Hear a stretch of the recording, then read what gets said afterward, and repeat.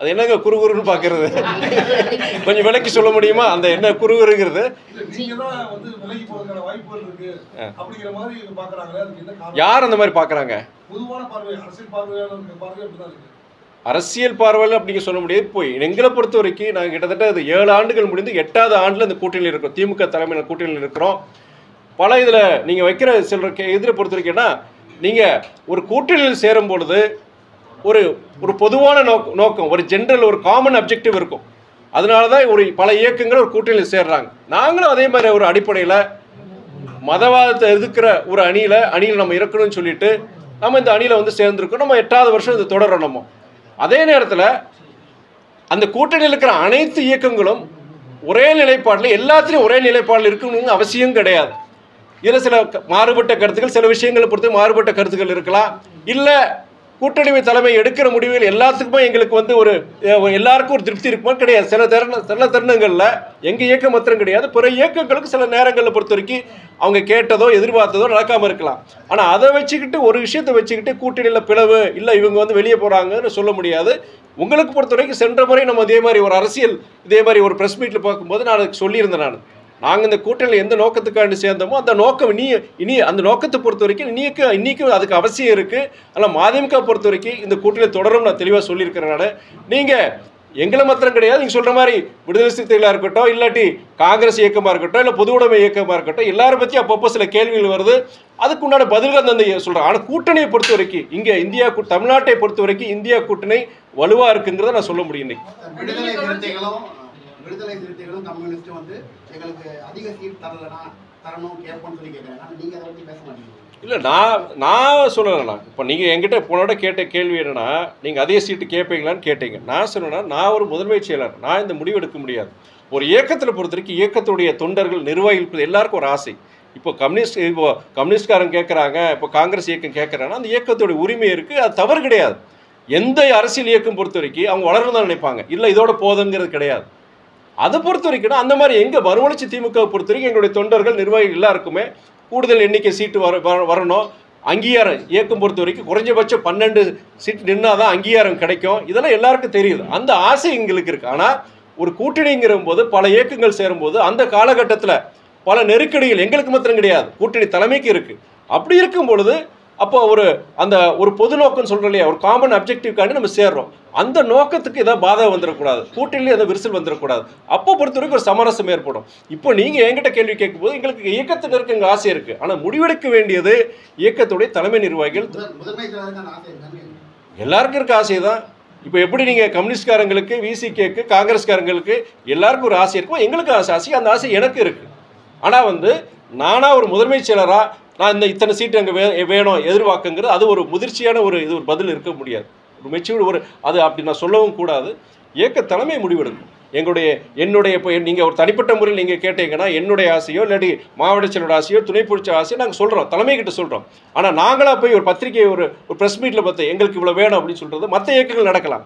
ஆனால் மதிமுக பொறுத்த வரைக்கும் ஒரு கட்டுப்பாடு உள்ள ஒரு இயக்கம். இதில் பொறுத்த வரைக்கும் தலைமை என்ன சொல்லுதோ அந்த வழிகாட்டுதல் இயங்குகிற ஒரு இயக்கம். ஆனால் நாங்கள் எங்களுடைய ஆசைகள் பொதுக்குழு நடக்குது. பொதுக்குழு நடக்கும்போது கண்டிப்பாக எங்களுடைய கருத்துக்கள் அங்கே சொல்லுவோம். நம்ம தலைமை முடிவெடுக்கும். 12 சீட்டு உங்களுக்கு நெருக்கடின்னு சொல்லியிருக்கீங்க அங்கீகாரத்துக்கு, அதுக்கு அந்த 12 சீட்டுக்கு மேல் கேட்பீங்களா? நீங்கள் அங்கீகாரம் பெறணும்னா 12 சீட்டில் நிற்கணும். நீங்கள் அங்கீகாரம் பெறணும் 12 சீட்டில் நிற்கணும். நீங்கள் அதுதான் உங்கள்கிட்ட பதில் சொல்லியிருந்தேன். நான் எத்தனை சீட் நாங்கள் கேட்க போகிறோங்கிறது நீங்கள் இயக்க தலைமை முடிவு பண்ணணும். இதில் இல்லை, பொதுக்குழு பொறுத்த வரைக்கும் ஒரு பார்ட்டியோட ஜென்ரல் கவுன்சில் பொதுக்குழு பொறுத்த வரைக்கும் இயக்கத்தினுடைய அதாவது அடிப்படை நீங்கள் பொதுக்குழு உறுப்பினர் கிட்டத்தட்ட 2000 பேர் இருக்கிறாங்க. மாநிலத்தில் பல்வேறு பகுதியிலேருந்து பல்வேறு பொறுப்புகள் இருக்கிற முக்கிய நிர்வாகிகள் இவங்க இயக்கத்தினுடைய அவங்களுடைய மனநிலைமை என்ன இருக்குது, இன்றைக்கி அரசியல் களத்தில் மதிமுகவுடைய செயல்பாடு, குறைகள் நிறைகள் இதெல்லாம் பற்றி பேசுகிறத இடம் தான் பொதுக்குழு.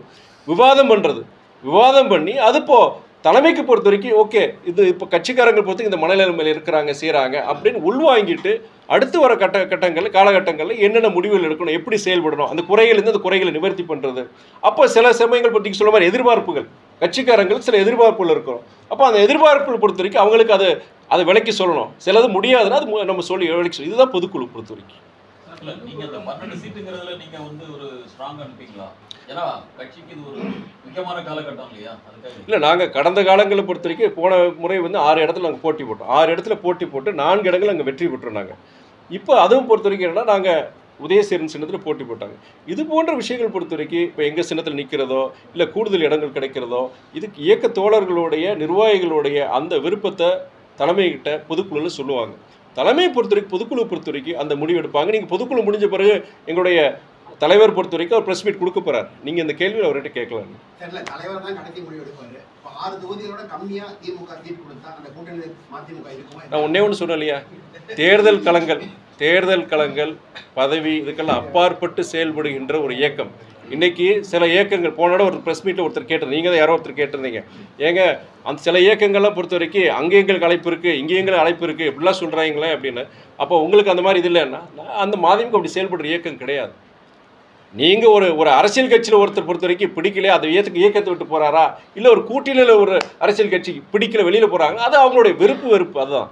அது தவறு கூட சொல்ல மாட்டேன். ஆனால் இங்கே என்ன கூப்பிடுறாங்க அங்கே என்ன கூப்பிடுறாங்க சொல்கிறது வந்து இது வியாபாரம், இது கமர்ஷியலாக இது பண்ணிட்டு நடந்துக்கிறது என்ன பார்க்குறேன். அது அந்த மாதிரி மதிமுக செயல்படாது.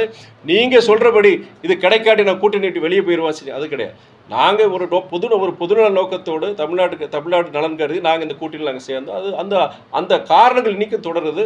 அதே நேரத்தில் பொறுத்த வரைக்கும் சுயமரியாதை இதில் பொறுத்த வரைக்கும் என்னென்னா நாங்கள் எதிர்பார்க்கறது தான்.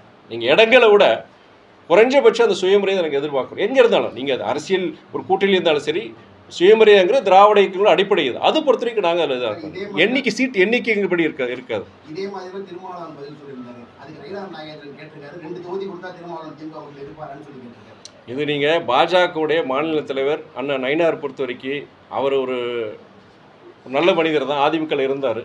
இன்றைக்கி பாஜகவில் போய் இப்படி மாறிட்டாரான்னு எனக்கு தெரியல. எனக்கு அண்ணன் நயினார் பொறுத்த வரைக்கும் அவருக்கு ஒரு குழப்பத்தை உருவாக்குறதுக்கு நான் கூட சொல்லியிருந்தேன். போன இடம் எங்கள் இயக்கத்தை பற்றி கூட ஒரு கருத்து சொல்லும் போது என்கிட்ட நீங்கள் கேட்கும்போது அது அவரோட அரசியல் யுக்தியாக கூட இருக்கலாம். எங்ககிட்ட கூட அது மாதிரி நாங்கள் யாரும் பேசலை செய்யலை.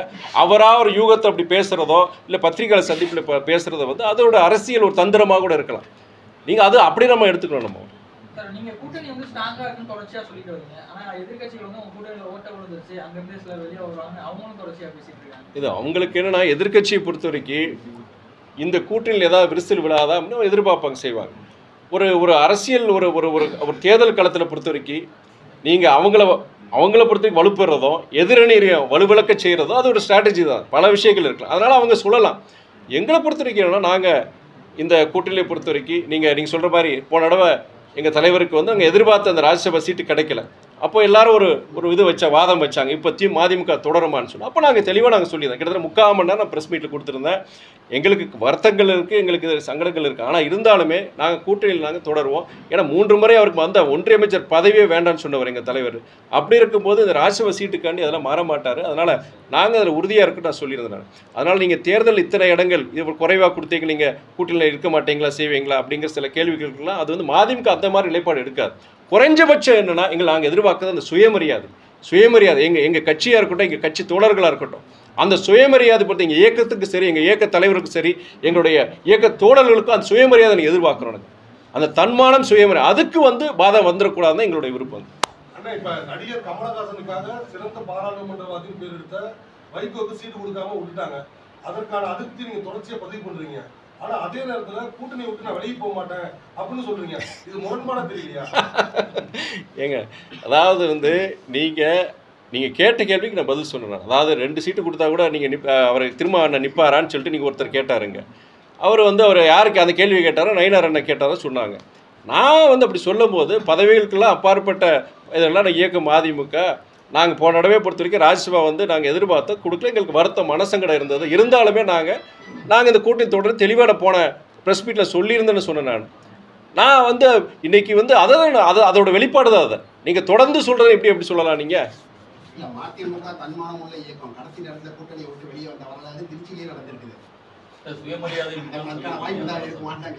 இல்லை அது என்னன்னா, நீங்கள் சொல்கிற மாதிரி அதுக்குண்டான இன்னைக்கு அந்த ஒரு சூழ்நிலை இல்லை. அதுக்குண்டான சூழ்நிலை இல்லை.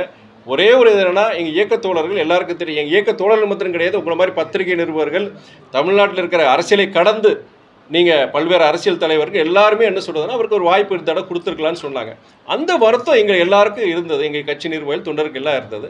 அதை நான் சொல்லும்போது அதை கடந்து செல்வோம் தான் சொன்னாங்க. கடந்து செல்வோம், கூட்டில் நாங்கள் நிலையாக இருக்கு, நாங்கள் இதோடு இருக்கிறோங்கிறது.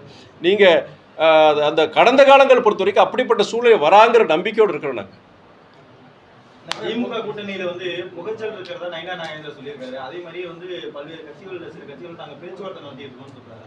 அந்த பேச்சுவார்த்தை நடத்தப்படக்கூடிய கட்சிகள்ல மாற்றின்னு கிடையாது. நாங்கள் இதுவரைக்கும் எங்களுடைய தலைவர் வைகோவும் சரி, வேற எந்த முக்கிய நிர்வாகிகளோ இது பற்றிய சிந்தனை கூட கிடையாது. நீங்கள் பேச்சுவார்த்தை அதை பற்றி சிந்தனை கூட கிடையாதுன்னு நான் சொல்வேன். நான் இன்னும் வந்து முழுமையான ஒரு அரசியல்வாதியை மாறலைங்க, மனசுலேருந்து சொல்கிறேங்க. நான் அதுக்குள்ள நீங்கள் பேச்சுவார்த்தை சொல்கிறீங்க, அதுக்குள்ள சிந்தனை கூட கிடையாதுன்னு சொல்கிறேன். நான் ஆமா ஏங்க,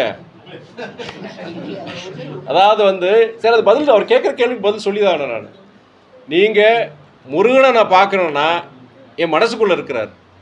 நான் கோயிலுக்கு தான் போகணுன்னு அவசியம் கிடையாது. அப்படியே நான் கோயிலுக்கு போனேன்னா பழனியில் போய் பார்க்கலாம், திருப்பரங்குன்றத்தில் போய் பார்க்கலாம், அறுபடை வீடுகள் இருந்தால் ஒரு இதில் போய் நான் போய் பார்க்கலாம். நான் செயற்கையாக ஒரு ஷெட்டை போட்டு செஞ்சு வைக்கிற போடத்துக்கு போகணுன்னு அவசியமே கிடையாது எனக்கு.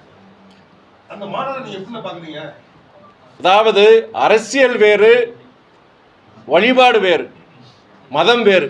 தமிழ்நாடை பொறுத்த வரைக்கும் ரெண்டையும் பிரிச்சதை மக்கள் பார்க்குறாங்க. அரசியலில் வந்து மதத்தை கலக்கிறது எந்த ஒரு தமிழ்நாட்டை யாரும் விரும்ப மாட்டாங்க. அதே நேரத்தில் உன்னோட நான் சொல்ல விரும்புகிறேன். நான் நீங்கள் எங்கள் தலைவர் இந்த கருத்தை கிட்டத்தட்ட 60 வருஷமாக சொல்லிட்டு இருக்கிறார். கோயில்களில் பொறுத்த வரைக்கும் நீங்கள் 6 கால பூஜைகள் நடக்கட்டும், ஆலயங்களில் ஜபக்கூட்டங்கள் நடக்கட்டும், மசூதியில் தொழுகைகள் நடக்கட்டும், பகுத்தறிவு பிரச்சாரமும் யாரையும் மனசை புண்படாத மாதிரி அதுவும் நடக்கட்டும் சொல்லியிருக்கிறார். கிட்டத்தட்ட 60 வருஷம் இந்த சிந்தனையை வந்து தமிழ்நாட்டில் இருக்கிற பட்டி தொட்டி எல்லாம் போய் சொல்லியிருக்கிறார். என்னுடைய ஆசை மாத்திரம் கிடையாது. தமிழ்நாட்டில் அரசியலில் பொறுத்த வரைக்கும் என்னுடைய ஒரே ஒரு விருப்பம், பல இடங்களில் சொல்கிறேன் நான், அரசியல்வாதிகளுடைய நடவடிக்கைகள் அவங்க என்னென்ன வாக்குறுதிகள் கொடுத்துருந்தாங்க, அந்த வாக்குறுதியை என்னென்ன நிறைவேற்றி இருக்கிறாங்க, இல்லை நீங்கள் பாலிசி லெவலில் ஏதாவது உங்களுக்கு ஒரு இது இருக்குது, அதை வச்சு நீங்கள் விமர்சனம் செய்யுங்க. ஜாதி மதம் இதை கடந்து தான் அரசியல்வாதிகளும் சரி, அரசியல் இயக்கங்களும் சரி, மக்களும் சரி அதை கடந்து தான் சிந்திக்கணும்னு சொல்கிறேன். நான் உங்களை மாதிரி பத்திரிகை நண்பர்கள் அதை சொல்கிறேன். தமிழ்நாடு மாத்திரம் கிடையாது, இந்தியா முழுவதும் என்னென்னா இந்த ஒரு விவாதம் இருக்கட்டும், ஒரு அரசியல் இயக்கத்தை ஆதரிக்கிறதோ, ஒரு அரசியல்வாதியை ஆதரிக்கிறதா இருக்கட்டும், ஜாதி மதங்களை கடந்து அவங்களுடைய பெர்ஃபார்மன்ஸை பாருங்க. நீங்கள் என்ன சொன்னாங்க, என்ன செய்கிறாங்க, இல்லை சொன்ன வாக்குறுதிகள் எவ்வளோ நிறைவேற்றிருக்கிறாங்க, இல்லை வந்து அவங்க வேற ஏதாவது தவறுகள் இருக்கா, லஞ்ச லாவண்யம் இருக்கா, அந்த மாதிரி வச்சு நீங்கள் ஒரு அரசியல் இயக்கத்தையோ அரசியல் தலைவரோ தேர்ந்தெடுங்கிற நான் திருமண வீடுகளில் கூட நான் பேசுகிறேன். நான் திருமண வீடுகளில் சாதாரண அரசியல் இந்த வாடையே இல்லாத ஜனங்கிட்ட பேசும்போது நீங்கள் ஒரு பஞ்சாயத்து பிரசிடென்ட் இருந்தாலும் சரி, கவுன்சிலராக இருந்தாலும் சரி, ஜாதியை பார்க்காதீங்க, மதத்தை பார்க்காதீங்க, யாரை வந்தால் நம்ம ஊருக்கு நல்லது நடக்கும் அதை மாத்திரம் பார்த்துட்டு நீங்கள் உங்கள் வாக்குகளை செலுத்துங்க. காசை வாங்கிட்டு ஓட்டு போடாதீங்க. இது போன்றதான் நான் பொதுவாக தமிழ்நாட்டுக்கு பொறுத்த வரைக்கும் அது எந்த இயக்கத்தையும் சொல்லலாம், மதத்தை வச்சு ஜாதியை வச்சு அரசியல் பண்ணக்கூடாதுன்னு சொல்லலாம். நீங்கள் சொல்கிற மதுரையில் நடக்கிற அந்த மாநாடு பொறுத்த வரைக்கும் என்னுடைய கருத்தை கேட்குற அந்த கருத்து இதுதான் என்னுடைய கருத்து.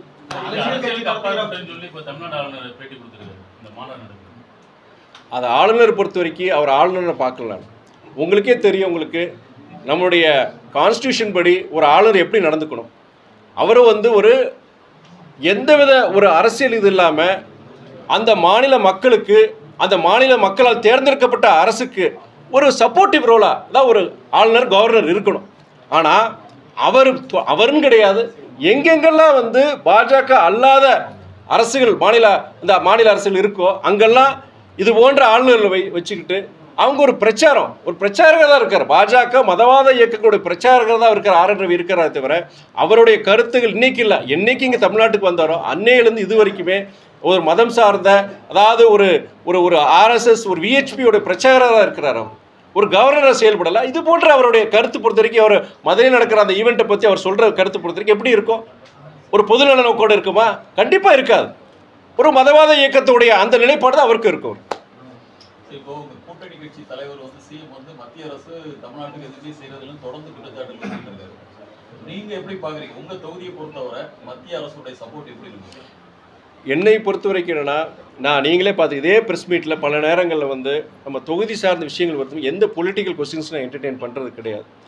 ஏன்னா பாலிசி லெவலில் பாலிசியில் என்னை பொறுத்த வரைக்கும் ஒரு மத சார்பின்மை ஒரு இது மாதிரி நம்ம ஒரு கருத்து சூழ்நிலை இந்த மாதிரி அது வேறு. ஆனால் மக்களால் தேர்ந்தெடுக்கப்பட்ட ஒரு நாடாளுமன்ற உறுப்பினராக இருக்கும்போது என்னை பொறுத்தவரை எல்லாருமே என்னுடைய ஜனங்க தான், எல்லாருமே என்னுடைய ஜனங்க தான். இதில் அரசியல் கிடையாதுன்னு நான் பார்க்குறேன். நான் ஒரு இடத்துல ஒரு பொதுநல ஒரு மக்கள் ஒரு கோரிக்கை வைக்கிறாங்களா, அங்கே யார் எந்த ஜாதி எந்த மதம் எந்த அரசியல் இயக்கம் அதெல்லாம் எனக்கு பொதுவாக அங்கே ஒரு தேவை இருக்குது. அந்த தேவையை பூர்த்தி செய்ய வேண்டியது என்னுடைய கடமை. அப்படி இருக்கும்போது நீங்கள் டெல்லிக்கு போய் அங்கே இருக்கிற அமைச்சர்கள் சந்திக்கும் போது நான் அப்படி தான் வைக்கிற கோரிக்கைகள் எத்தனை வருஷம் அந்த கோரிக்கைகள் இருக்குது, இதனால் என்னென்ன பாதிப்புகள் இருக்குது, எத்தனை விபத்துகள் நடந்திருக்கு, எத்தனை மரணங்கள் நடந்திருக்கு. இதை நீங்கள் செய்யாதனால உங்கள் அரசுக்கு ஒரு கெட்ட பேர் வருது.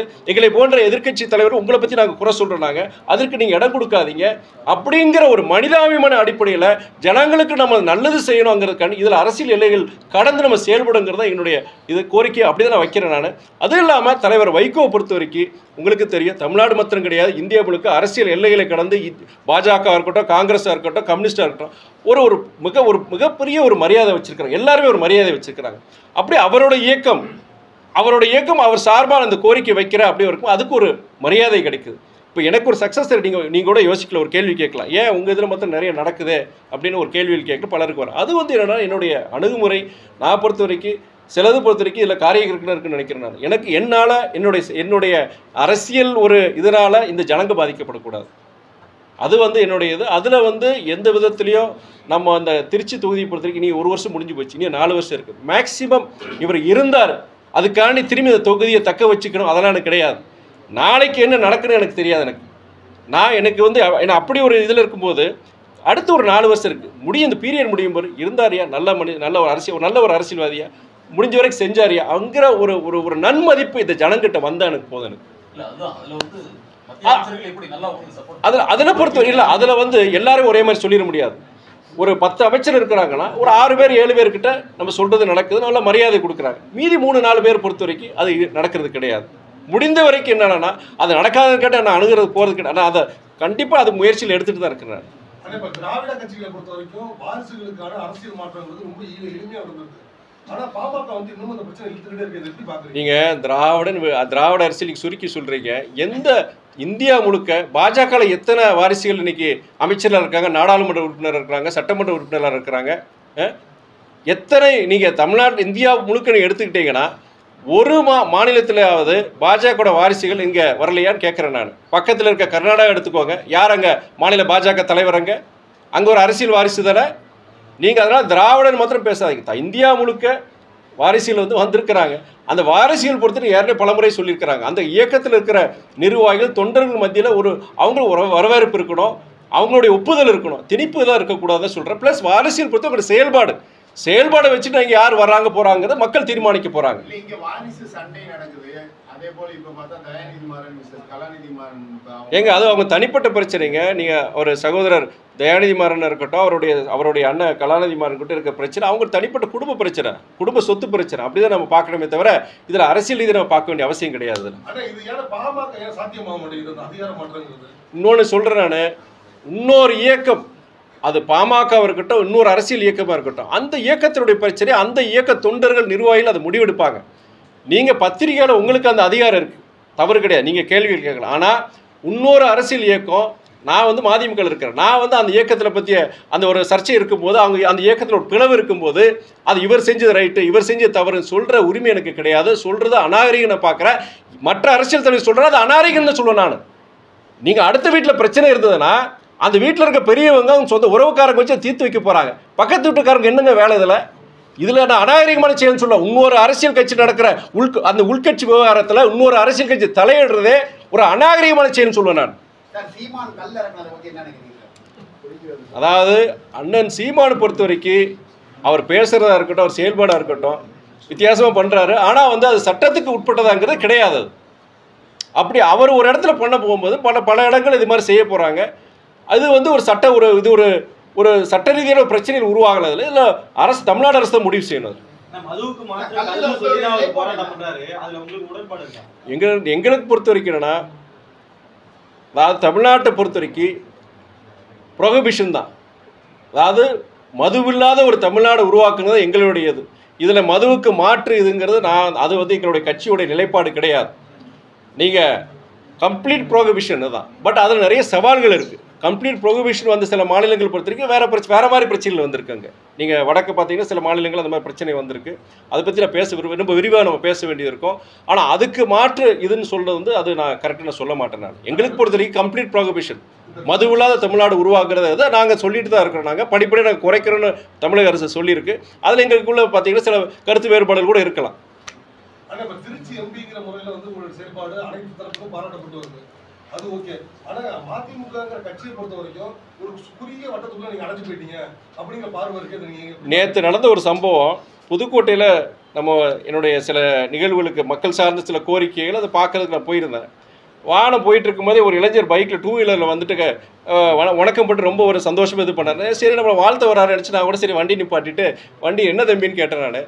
ஆனால் நாங்கள்லாம் உங்களுக்கெல்லாம் ஓட்டு போட்ட செஞ்சோம், நான் உங்கள் எல்லா இடத்துலையும் பார்க்குறவங்க, நீங்கள் அங்கே போகிற நாகப்பட்டினம் போனால் அங்கேயும் உங்கள் போஸ்டர் இருக்குது, எல்லாம் இருக்குது, பெருமையாக இருக்குது, எங்கள் எம்பி எல்லா இடத்துலையும் இருக்கிறாருன்னு தொகுதி பக்கம்போது கொஞ்சம் நல்லா நிறைய பண்ணுங்கன்னு சொன்னார். ஏப்பா இதே வேறு மாதிரி குற்றச்சாட்டு என் கட்சிக்காரன் வைக்கிறான், அவர் கொஞ்சம் திருச்சிக்குள்ளே இருக்கிறார், சரி எங்களுக்கு பெருமையாக இருக்குது எல்லாமே. ஆனால் தமிழ்நாடு முழுவதும் அவர் செயல்படுற இன்னும் கொஞ்சம் செயல்படுற மாதிரி நிறைய இன்னும் விறுவிறுப்பான அரசியல் அவர் செய்யணும்னு சொல்லிட்டு கட்சிக்காரன் மேலே அட்வைஸ் பண்ணுறப்ப குற்றச்சாட்டு வைக்கிறப்பா, நீ எதிர்மறையாக வைக்கிறப்பா. இப்போ கூட நான் இந்த நிகழ்வுக்கு போயிட்டு தான்ப்பா வரேன்னு நான் சொன்னேன். நான் என்னை பொறுத்த வரைக்கும் என்னன்னா, நான் வந்து ஒரு ஒர்க் இன் ப்ராக்ரஸ், இன்றைக்கி அதான் சொல்லுவேன், ஒர்க் இன் ப்ராக்ரஸ் தான் சொல்லுவேன். நான் ஒரு கற்றுக்குட்டி தான் சொல்லுவேன். நான் ஒரு பப்ளிக் ரெப்ரஸன்டேட்டிவாக ஒரு அரசியல்வாதியாக நிறைய நான் கற்றுட்டு இருக்கேன். நம்ம முடிஞ்ச வரைக்கும் சக்திக்கு முடிஞ்ச வரைக்கும் நான் செயல்பட்டேன். ஒரு நாடாளுமன்ற உறுப்பினர் செயல்படுறேன், ஒரு முதன்மை செயலாளர் செயல்படுறேன், இனியும் சிறப்பாக செயல்பட நினைக்கிறேன். நான் அதுக்கு வந்து காலமும் சரி என்னுடைய நிறைய இனியும் கற்றுக்கணும், இனியும் சிறப்பாக செயல்பட நினைக்கிறேன். அதனால் உங்களுடைய அறிவுரை பொறுத்த வரைக்கும் நீங்கள் திருச்சியிலே முடங்கி இருக்கிறனால இனியும் வெளியில் போய் பண்ணுறேங்கிற அது ஒரு முக்கியமானதை தான் கண்டிப்பாக நான் திருத்திக்க பார்க்குறேன். நான் வர காலங்கள் திருச்சிக்கு ஒரு மதிமுக எம்எல்ஏ கிடப்பாரா?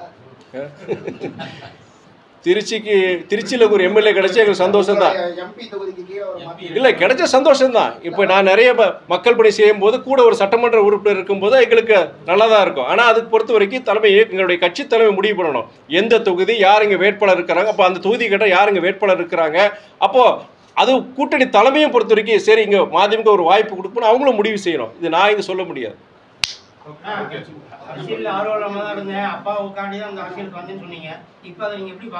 இன்னைக்கு அதையும் சொல்றேன், பொய் சொல்ல மாட்டேங்க. நான் அதாவது எல்லாம் பொதுவாக பொறுத்த வரைக்கும் பசங்களுக்கு மாணவர்களுக்கு எல்லாருக்கும் நான் சொல்றது வந்து டூ வாட் யூர் பேஷனேட் அபவுட்னு சொல்ல. நான் எதில் உங்களுக்கு ஆர்வம் இருக்கோ, எது படிக்க நினைக்கிறீங்களோ, எதிர்காலத்தில் இது செயல்படுறீங்களோ அதில் நீங்கள் செயல்படுங்கன்னு நான் சொல்லுவேன். நான் ஏன்னா நீங்கள் அப்பா அம்மா சொல்கிறதுக்காண்டி இவர் சொல்கிறதுக்காண்டி ஒரு இது செய்யாதீங்க. பொதுவாக ஜனங்கிட்ட பேசும்போதே நான் யாராவது ஒரு யங்ஸ்டர்ஸை பார்க்கும்போது அதை சொல்லுவேன். நான் காசு சம்பாதிக்காண்டி ஒரு தொழில் செய்யாதீங்க, எதில் உங்களுக்கு ஆர்வம் இருக்குது, எதில் உங்களுக்கு திறமை இருக்குது அதில் நீங்கள் செயல்படுங்கன்னு சொல்லணும். ஆனால் என்னோட இது பொறுத்த வரைக்கும் நான் பொய் சொல்ல விரும்பலை. நான் எனக்கு இது ரொம்ப இதில் விருப்பம் இருக்குது, பதவிக்கு வரணும், அரசியல் இனியும் சிறப்பாக வரணும், இனியும் உயர்ந்த இடத்துக்கு வரணும், அது எனக்கு உண்மையிலே கிடையாது. எனக்கு ஒரு கடமை உணர்ச்சியோட எங்கள் இயக்க தோழருக்கு கொடுத்து அவங்களுடைய வற்புறுத்தலில் வந்தேன். நான் இன்னைக்கு அதுக்காண்டி நான் வந்து செயல்படாமல் இருக்க முடியாது. முடிஞ்ச வரைக்கும் இதில் சிறப்பாக செயல்படணும், அவங்கள நன்மதிப்பை பெறணும், இந்த கட்சிக்கு பெருமை தேடி கொடுக்கணும், மக்கள் மத்தியில் தலைவர் வைகோடைய மகன் சிறப்பாக செயல்பட்டு இருக்கிறாரு அப்படிங்கிற ஒரு பேரை வாங்கி கொடுக்குங்கிற என்னுடைய முயற்சியாக இருக்குது. நான் ஆனால் இன்னொன்று சொல்கிறேன், நான் ஒரு இதில் நம்ம ஆர்வமாக அந்த பேஷனேட்டாக இருக்கும்போது ஒரு மலையை கூட கடந்து போயிடலாம். ஆனால் அதில் ரொம்ப நமக்குன்னு அதில் ஒரு பெரிய ஆர்வம் இல்லைன்னு வச்சுக்கோங்க, ஒரு சின்ன குன்று கூட பெரிய மலையாக தெரியலாம். உள்ளுக்குள்ள பல கஷ்டங்கள் மனவேதனையோடு இந்த பயணிக்கிறேன். நான் வெளிப்படையாக நான் சொல்லிடுறேன். நான் வந்து இது வந்துட்டு இதுக்கு நான் எங்கள் இயக்க தோழர்களுக்கோ பொதுமக்களுக்கோ ஒரு ஏமாற்றம் அளித்திருக்கக்கூடாது. அதில் சமரசம் இருக்கு, முடிஞ்ச வரைக்கும் நம்ம நல்லா சிறப்பாக செயல்படணும். அப்படி தான் நான் இருக்கிறேன். கடவுள் பக்தி அதிகம் வந்தது இதனால தான், இந்த மன சூழ்நிலை இருக்கிறதுனால தான்.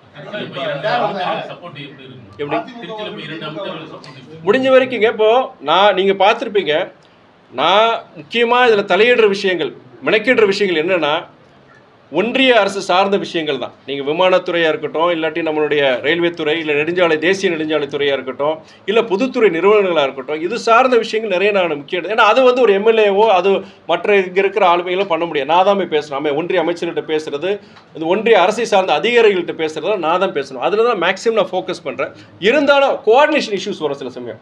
ஃபார் எக்ஸாம்பிள் நேற்று ஒரு ரயில்வே துறை சார்ந்து சில இதெல்லாம் போயிட்டு நம்ம அங்கே போகும்போது உதாரணம் பார்த்தீங்கன்னா அங்கே ரயில்வே மேம்பாலம் வருதுன்னு வச்சுக்கோங்களேன், அங்கே ஒரு மின்சாரம் எதிர நம்ம ஹெச்டி ஒரு டவர் போயிட்டு அதை நான் எடுக்க வேண்டியது இருக்கும். இல்லை அங்கே ஒரு நீர்வளத்துறை சார்ந்த ஒரு பிரச்சனையாக இருக்கும், கார்பரேஷன் கமிஷனர் ஒரு உதவி எனக்கு தேவைப்படும். அப்படிலாம் பார்க்கும்போது நான் யார்கிட்ட நான் போனேன், அங்கே இருக்கிற அமைச்சர்கிட்ட தான் நான் போனேன். நான் இது வரைக்கும் எனக்கு திருப்தியாக இருக்குது. அவங்க நல்லா ஹெல்ப்ஃபுல்லாக தான் இதாக இருக்கிறாங்க, எந்த பிரச்சனையும் கிடையாது. திமுக அதிமுக கூட்டணி பொறுத்த வரைக்கும் புதுசாக ஒரு கோஷம் வந்து ஆட்சியில் பங்கு அப்படின்னு சொல்கிறாங்க. அதில் உங்களோட நிலைப்பாடு என்னென்ன? அதாவது இதுக்கு வந்து பதில் வந்து நான் பல தடவை சொல்லியிருக்கிறேன். நான் ஆட்சியில் பங்குங்கிற சொல்கிறது வந்து அது பல குழப்பங்களை உருவாக்குன்னு தான் சொல்கிறேன். நான் ஆட்சியில் பங்குங்கிறத பொறுத்த வரைக்கும் ஒரு நல்ல விஷயம்தான். ஏன்னா பல பேருக்கு வந்து அந்த ஒவ்வொரு இயக்கத்துக்கு வந்து குறைஞ்சபட்ச சில திட்டங்கள் இருக்கும். அதை செயல்படுத்துறதுக்கு, அதை நிறைவேற்றுறதுக்கு ஆட்சியில் பங்கு கண்டிப்பாக இருக்கும். ஆனால் எங்களை பொறுத்த வரைக்கும் இது வரைக்கும் இந்த 4 ஆண்டுகள் இந்த திமுக தலைமையிலான கூட்டணியை பொறுத்த வரைக்கும் சில முக்கியமான சில மக்கள் கோரிக்கையில் இருக்கட்டும், நாங்கள் கொண்டு போய் முதலமைச்சர்கிட்ட சொல்கிறோம், நடக்குது. சில குறைபாடுகள் இருந்தாலுமே எங்கள் தலைவர் சொல்லும்போது அதை நிவர்த்தி பண்ணுறாங்க. அப்படி இருக்கும் பொழுது ஒரு தருணத்தில் ஆட்சியில் பங்கு இந்த தருணத்தில் ஒரு பல குழப்பங்களை உருவாக்குங்கிறத என்னுடைய அனுமானமாக இருக்கு, கருத்தாக இருக்கு. நடிகர் விஜய் வந்து வேலுமுருகன் திரும்ப சீண்டிக்கிட்டு இருக்காரு, பெண்களுக்கு கை போடுறது. சகோதரர் விஜய் பொறுத்திருக்கிறேன்னா அவர் ஒரு மிகப்பெரிய சினிமா நட்சத்திரம், லட்சக்கணக்கான ரசிகர் இருக்கிறாங்க. பொது வாழ்க்கையில் பொறுத்திருக்கிறேன்னா அவர் வந்து அவருடைய செயல்பாடுகள், அடுத்த கட்ட செயல்பாடு சில நேரங்களில் பொறுத்து சில தவறுகள் நடக்கலாம். நான் ஒரு அப்பொலிட்டிக்கலாக பார்க்குறேன், நான் அரசியலை கடந்து பார்க்குறேன். அவர் புதுசாக வந்திருக்கிறார். ஒரு சினிமா ஒரு நட்சத்திரமாக அந்த ஒரு துறையில் செயல்படுறதும் ஒரு அரசியலில் பொது வாழ்க்கையில் செயல்படும் போது நீங்கள் பல பேர் இந்த மாதிரி விமர்சனங்களை வைப்பாங்க. அந்த விமர்சனங்களை கடந்து அவர் அனுபவத்தில் தெரிஞ்சுக்க போகிறார். இப்படி ஒரு சம்பவம் நடந்ததா, இப்படி இருந்ததா, அதுக்கு ஒரு அப்போ எதிர்கட்சிகளோ மற்றவங்களும் நம்மளை தாக்குறதுக்கு ஒரு வாய்ப்பை நம்ம கொடுத்துட்டோம் அப்படின்னு தெரிஞ்சுக்கிட்டு அடுத்த முறையை தவிர்க்க போகிறார். கண்டிப்பாக தவிர்ப்பார்னு நினைக்கிறேன். நான் அப்படி தான் பாசிட்டிவாக தான் எடுத்துக்கிறேன். நான் இது 2 வருஷம் முன்னாடி இந்த பிரச்சாரத்தை வச்சேன். நான் தமிழ்நாட்டில் முதல் முறையாக இந்த மும்மொழி பிரச்சனை விஷயமா இந்த வாதம் வரும்போது முதல் முறையாக நான் தான் இந்த வாதத்தை வச்சேன். நான் இங்கே நீங்கள் பாஜகக்காரங்க தமிழ்நாட்டில் நீங்கள் ஏன் 3வது மொழியை கற்றுக்கூடாது? 3வது மொழியை கற்றுக்கிட்டா நல்லது தானே? ஏன் இந்தியை கற்றுக்கிட்டா நீங்கள் வந்து ஒரு பப்ளிக் செக்டர் நிறுவனத்துமோ இல்லைங்க காம்படிட்டிவ் எக்ஸாம்ஸ் போகிறதுக்கோ இல்லை வட இந்தியாவில் நீங்கள் பணிபுரியதுக்கோ பிரயோஜனமாக இருக்குமா? ஏன் அதை தடுக்கிறீங்க அப்படின்னு சொல்கிறாங்க இல்லையா? நான் 2 வருஷமும் இந்த வாதத்தை வச்சுட்டு இருக்கிறேன். ஏன்னா நீங்கள் மொழிகள் கற்றுக்கூட தவறு இல்லை, 3வது மொழி அது ஹிந்தி மொழி பொறுத்த வரைக்கும் அவசியம்னு சொல்கிறாங்க. ஏன் ஆங்கிலம் கற்றுக்கிறது தவறுன்னு சொல்கிறாங்க? இது சொல்கிறது யார்? பாஜகவுடைய முக்கியமான தலைவர், உள்துறை அமைச்சர். அவர் அமித்ஷா அது கருத்து சொல்கிறார். அதை விவரித்து நான் சொல்லணும்னா அவர் என்ன சொல்கிறாருன்னா, ஆங்கிலம் வந்து பொறுத்த வரைக்கும் ஒரு அடிமைக்கு, அதாவது நம்ம அடிமைத்தனத்தினுடைய ஒரு அடையாளமாக இருக்குது. ஆங்கிலேயர்கள் விட்டு போனது வந்து நம்ம இனியும் பின்பற்றிட்டு இருக்கிறோம். எதுக்கு ஆங்கிலம்? நமக்கு ஆங்கிலம் இல்லாத ஒரு பாரதத்தை உருவாக்கும்னு சொல்கிறது. அது சாத்தியமாக நான் கேட்குறேன். நான் நம்முடைய தமிழக மாணவர்கள் இளைஞர்கள் இன்னைக்கு உலகம் ஃபுல்லாக பல்வேறு துறைகளில் இன்னைக்கு கோல வச்சுறாங்க, ஆதிக்கம் செலுத்துகிறாங்கன்னா அதற்கு முதன்மையான காரணம் பொறுத்த வரைக்கும் ஆங்கில புலமை, அந்த லாங்குவேஜ் ப்ரொஃபிஷியன்சி தான். இன்னைக்கு அந்த லாங்குவேஜ் ப்ரொஃபிஷியன்சி எதனால் வந்ததுன்னா நம்மளுடைய இருமொழி கொள்கையினால தான் வந்தது. இது நீங்கள் பார்லிமெண்ட் முன்னாடி அங்கே வாசல் இருக்க ப்ரெஸ்லேயே நான் பேசுகிறேன். நான் அங்கே இந்த பர்டிகுலர் பாயிண்ட் ஆஃப் வியூவில் வந்து அங்கே யாருமே இந்த இஷ்யூ ரேஸ் பண்ணலாம். நான் நான் சொன்னேன், இந்த பார்லிமெண்ட் முன்னாடி நான் கேட்குறேன். நான் ஆங்கிலம் இல்லாமல் நம்மளுடைய இந்திய இளைஞர்கள் வந்து எப்படி அவங்களால செயல்பட முடியும்? இன்றைக்கி உலகம் ஃபுல்லாக இன்றைக்கி ஐடியில் பொறுத்தவரைக்கும் நம்ம தான் டாமினேட் பண்ணுறோம். ஐடி செக்டர் நம்ம தான் டாமினேட் பண்ணுறோம். ஐடி செக்டர் மாத்திரம் கிடையாது, அமெரிக்காவில் இருக்கிற மருத்துவத்துறையில் இருக்கிற ஸ்பெஷலிஸ்ட், டாப் ஸ்பெஷலிஸ்ட் பார்த்தீங்கன்னா நம்முடைய இந்தியன் டாக்டர்ஸ், குறிப்பாக தமிழ்நாட்டுக்கு போன அத்தனை மருத்துவர்கள் இருக்கிறாங்க. அது எப்படி அவங்களால செயல்பட முடியும்? ஆங்கிலம் இருக்க போய் தான். அவன் ஒரு இந்திய மொழி மட்டும் தெரிஞ்சுட்டு எப்படி போக முடியும்? சரி, இன்னைக்கு வர்த்தகம், இன்னைக்கு குளோபலைசேஷன் பற்றி பேசுகிறோம். நம்ம குளோபலைசேஷன் பற்றி பேசுகிறோம். நம்முடைய நாட்டுடைய பிரதமர் மோடி அவர்களே சொல்கிறார், இன்னைக்கு வந்து 5வது ஒரு பொருளாதார வல்லரசாக வந்து இன்னைக்கு 4வது இடத்துக்கு வந்துட்டோம், அடுத்த 3வது இடத்துக்கு வரப்போறோம்னு சொல்கிறார். இது எப்படி சாத்தியப்படும்? ஆங்கிலம்லாம் இப்படி சாத்தியப்படும் கேட்குறோம். நம்முடைய இளைஞர்கள் படித்து வெளிநாடுக்கு போனால் ஆங்கிலம் தேவை. சரி, வர்த்தகத்தில் போனால் அதுவே இன்னைக்கு ஆங்கிலம் நமக்கு தேவைப்படுது. ஆங்கிலம் இல்லாத ஒரு இந்தியான்னு சொல்கிறது அது எவ்வளோ ஒரு பேக்வர்ட்னஸ். இதுதான் நான் சொல்ல வரேன். நான் இது போன்ற விஷயங்கள் ஜனங்கள் பார்க்கணும். நீங்கள் இது போன்ற விஷயங்கள் ஜனங்கள் கவனம் செலுத்தணும். தமிழ்நாட்டு பாஜக தலைவர்கள் இந்த 2 வருஷமா இந்த கேள்வி கேட்குறேன். இதுக்கு என்ன பதில்? இதுவரைக்கும் யார் கூட ஒரு பதில் சொல்லல. ஆங்கிலம் இல்லாத ஒரு பாரதத்தை உருவாக்க சொல்றாரு அமித்ஷா சொல்றாரு இல்லையா? இதற்கு பதில் வந்ததான் நான் கேட்குறேன். நான் தமிழ்நாட்டு பாஜக தலைவர் கேளுங்க, நீங்கள் பிரஸ் கேளுங்க. நீங்கள் 3வது மொழியை கற்றுக்கிற என்ன தவறு? இந்திய கற்றுக்கிட்ட என்ன தவறு சொல்லிட்டு நான் கேட்குறேன். நான் ஆங்கிலமே கூடாதுன்னு சொல்கிறாரு உங்கள் தலைவர் சொல்கிறாங்க, பாஜக தலைவர் சொல்கிறாங்க. அதுக்கு என்ன பதில்?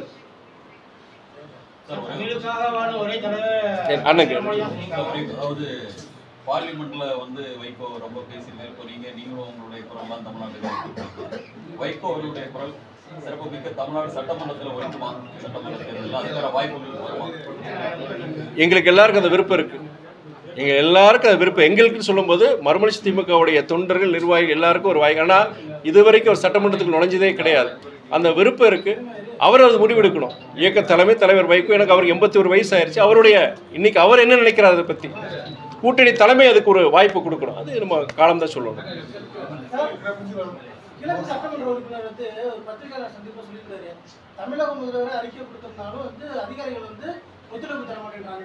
அதை பற்றி இது நீங்கள் நல்ல ஒரு கேள்விக்கு நீங்கள் கேட்டது. ஏன் சிரிக்கிறீங்க? அதாவது வந்து உண்மையிலேயே நல்ல கேள்விங்க, சிரிக்கக்கூடிய கேள்வி கிடையாது. நான் நிதர்சனம் பல இடங்களை பார்க்குறேன். அதாவது அரசியல்வாதிகள் நல்லவங்க கெட்டவங்க இருக்கிற மாதிரி அதிகாரிகள், அரசு அதிகாரிகளும் நல்லவங்களும் இருக்காங்க, கெட்டவங்களும் இருக்கிறாங்க. என்னதான் அமைச்சர், என்னதான் சட்டமன்ற உறுப்பினர், என்னதான் நாடாளுமன்ற உறுப்பினர் இந்த மக்கள் பிரச்சனை எடுத்துட்டு முடிக்கணும்னு நினைக்கிற நேரத்தில் அதற்கு பல நேரங்களில் சில நேரங்கள் சொல்கிறேன் நான், சில அரசு அதிகாரிகள் இருக்கிறாங்க. இப்போ நம்மளுடைய திருச்சி எடுத்துக்கிட்டீங்கன்னா இங்கே கலெக்டர் இருக்கிறார். அவரை மாதிரி சிறப்பான ஆஃபீஸை நான் பார்க்க முடியாது. புதுக்கோட்டையில் ஒரு கலெக்டர் இருக்கிறாங்க, அருணான்னு சொல்லிட்டு இருக்காங்க. அந்த அம்மையாரை பொறுத்த வரைக்கும் அவ்வளோ ஒரு நல்ல சிறப்பாக, எல்லாம் யங்ஸ்டர், 2 பேரும் யங்ஸ்டர்ஸ் தான். இவ்வளோ தூரம் இந்த திருச்சியிலும் சரி, அவங்க பொறுத்த வரைக்கும் புதுக்கோட்டை இப்போ தான் வந்திருக்கிறேன், வந்து ஒரு 4-5-6 மாதம் தான் இருக்குன்னு நினைக்கிறேன். இவர் நம்ம திருச்சியை பொறுத்த வரைக்கும் இவர் வந்து கிட்டத்தட்ட 3 வருஷம் ஆச்சுங்க. இந்த மாவட்டத்தில் பல நல்லது நடந்துருக்குன்னா அதுக்கு முக்கியமான காரணம் நம்முடைய கலெக்டர்னு சொல்லுவேன் நான். இது போன்ற நல்ல கலெக்டர் மாத்திரம் சொல்ல மாட்டேன், பல்வேறு அரசு துறையில் பல்வேறு அதிகாரிகள் இருக்கிறாங்க, அவ்வளோ ஹார்ட் ஒர்க் பண்ணுறவங்க இருக்கிறாங்க. ஆனால் அதே நேரத்தில் சில செயல்படாமல் பல மாதக்கணக்கில் ஃபைல்ஸ் பெண்டிங்கை போட்டு விட்டுட்டு செஞ்சுட்டு அது சாதாரண ஜனங்களுடைய உண்மையான அடிப்படை ஒரு தேவையாக இருக்கும். ஒரு கையெழுத்து தான் அது போடாமல் இருக்கிற அதிகாரிகள் இருக்கிறாங்க. அதனால் அவர் சகோதரர் இனிகோ சொல்கிறது நான் உண்மையில் நான் அக்செப்ட் பண்ணிக்குவேன். அது உண்மை இருக்குது.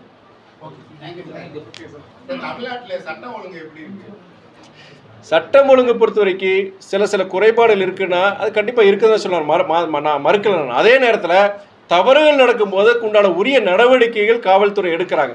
இதே இது நீங்கள் வட மாநிலங்கள் போனீங்கன்னா அது மாதிரி கிடையாது. அது நம்மளுடைய கடந்த கால தமிழ்நாட்டிலையும் பொறுத்த வரைக்கும்னா சில நேரங்களில் தவறுகள் நடக்கும் பொழுது உங்களை போன்ற பத்திரிகை துறை எதிர்கட்சிகள் எல்லாம் அது ஒரு பிரச்சனையாக்கி போகும்போது ஒரு அழுத்தம் கொடுக்கும்போது தான் நடவடிக்கை எடுத்திருக்கிறாங்க. இப்போ அப்படிப்பட்ட சூழ்நிலை கிடையாது. 24 மணி நேரத்தில் அதிகபட்சம் 48 மணி நேரத்தில் குற்றம் செஞ்சு, அதாவது முக்கிய குற்றங்கள், பெண்களுக்கு எதிரான ஒரு குற்றங்களாக இருக்கட்டும், இல்லை கொலை குற்றங்களாக இருக்கட்டும், இது போன்ற சம்பவங்கள் நடக்கும்போது மேக்ஸிமம் 48 ஹவர்ஸ்க்குள்ள நம்முடைய தமிழ்நாடு காவல்துறை நடவடிக்கை எடுக்கிறாங்க. அப்படிதானே சொல்ல முடியும்.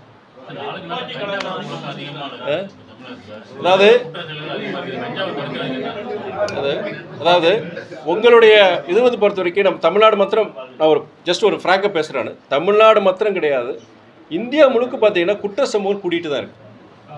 அது காரணம் பொறுத்த வரைக்கும் என்னன்னா இன்னைக்கு இருக்கிற சில தமிழ்நாடுன்னு சொல்லி இந்தியா ஃபுல்லாக இன்றைக்கி இந்த ட்ரக் கல்ச்சர் பார்த்தீங்கன்னா பயங்கரமாக இருக்குது. நீங்கள் தமிழ்நாடு எவ்வளோ பரவாயில்ல, மற்ற வட மாநிலங்கள் பார்த்தீங்கன்னா இந்த போதைப் பொருளுடைய இது பார்த்தீங்கன்னா ரொம்ப பயங்கரமாக இருக்குது. டெல்லி எடுத்துக்கோங்க, டெல்லி நம்முடைய தலைநகரம். அங்கே இருக்கிற சட்டம் எப்படி இருக்குது? நீங்கள் வாரத்துக்கு ஒரு துப்பாக்கி சூடு, ஒரு பாம்பு தான் இருக்குது.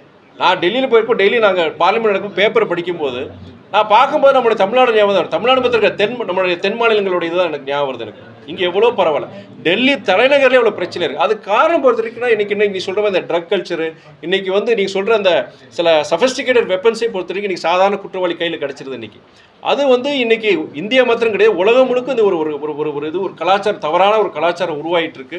அதுக்கு வந்து அந்தந்த அரசுகள் சில சட்டங்கள் அதான் புது சட்டங்கள் நமக்கு அரசு கொண்டு வராங்க, மாநில அரசும் கொண்டு வராங்க, ஒன்றிய அரசும் கொண்டு வராங்க. இதுக்கு என்னென்னா மக்கள் மத்தியில் சிலதுக்கு உண்டான இது இருக்கணும். இன்றைக்கி போதை கலாச்சாரம் பொறுத்த வரைக்கும் அரசுகள் சட்டங்கள் இருக்குது, எல்லாம் இருக்குது. ஆனால் அதை வாங்குறது யார், அது விற்கிறது யார்? இன்றைக்கி ஆன்டி சோஷியல் எலிமெண்ட்ஸ் இருக்கிறாங்க. அதுக்கு வந்து காலப்போக்கில் வந்து பொறுத்த வரைக்கும் இது நீங்கள் வளர்ந்த நாடுகளே இருக்குது. நீங்கள் வளர்ந்த நாடுகள் யூரோப்பு, அமெரிக்காவிலே பொறுத்த வரைக்கும் இந்த வன்முறை பொறுத்த வரைக்கும் ஜாஸ்தியாகிட்டு தான் இருக்குது.